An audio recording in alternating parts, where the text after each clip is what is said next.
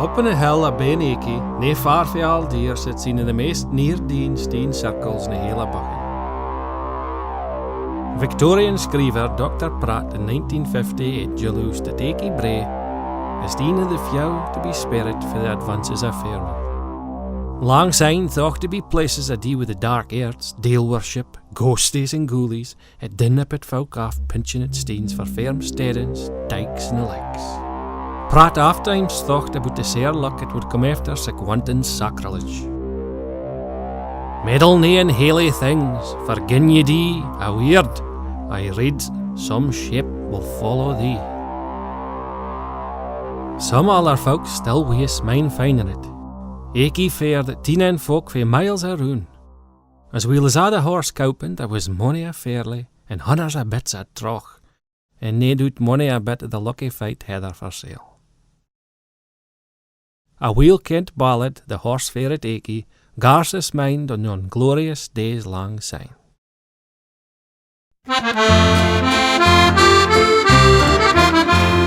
'Twas on a Sunday morning fair, the sun was bright, the sky was clear. 3 pals of mine they did appear, and said, "Walk young to Aikey." Says I'll be there, never fear, and I'll stand you a bottle of beer. For I'm selling a clip on the All Grey Mere on Wednesday first at Aikey Brae. For at Aikey Brae, Aikey Brae, there's been a horse market for monies a day. But listen and hear fit I hate to say, oh, the day we gaed tae Aikey. Says Jock Man Tom. By the 1950s, the horse trading was near about Deanway, and the marquee dances and the rib ticklers had 10 hour.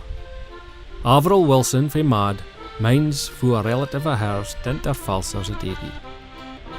Manty opened her moo hour quick in the Harleys, and her choppers skited out of her clean tint. Nae doubt, the ancients at the steen circle of Ben Aikey would have peed themselves laughing at that, eh? Aikey Brae nowadays is a modern day's traveller's site, and just down the brae is the Abbey of Deer at the River Oogie. At Aikey Brae you might come across the likes of Benny Lynch or Jimmy McBeath. World Fleaweight boxing champion Benny died at 33. Apparently he was guy fond of the bottle. Some say he was the greatest fechter Scotland ever had, and he would oft times be seen ticking on folk in the boxing rings at Aikey. Saying Jimmy, well, he was a talented chiel. Besides yoking on the farm, he was a good tradition bearer.